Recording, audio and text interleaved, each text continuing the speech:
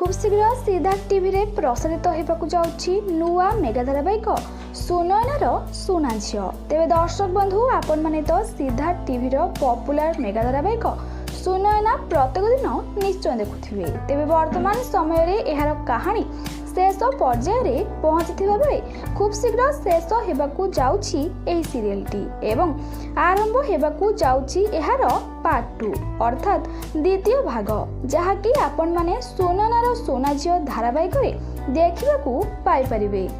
तेबे निकटरे एहार प्रथम official promo मध्य release होई सारिछि। तेबे पूर्वरु सुनयना सीरियल रे लीड रे नजर आसुथिले अभिनेत्री निहारिका दास एवं अभिनेता आशीष दास। एहा सहित एही जोड़ी को दर्शक माने मध्य बहुत सारा भल पाइबा दे आसुथिले। तेबे सिद्धार्थ टीवी रे बहु वर्ष एवं प्रसारित होई आसुथिबा सुनयना सीरियल टी खूब शीघ्र बंद हेबाकू जाउछि एवं एहा बदल रे आरंभ हेबाकू जाउछि सुनयना सीरियल रो पार्ट 2 सुनयनार सुना झियो। तेबे नुआ रूपरे एवं किछि नुआ कहानी को नहीं आरंभ हेबाकू थिबा एही नुआ मेगा धारावाहिक सुनयनार सुना झियो रे पूर्व परि लीड हीरोइन चरित्र रे निहारिका दास नजर आसीबाकू थिबा बेले तांको विपक्ष रे लीड हीरो चरित्र रे नजर आसीबाकू जाउछंती आगो धाडीर अभिनेता रोशन विश्वास।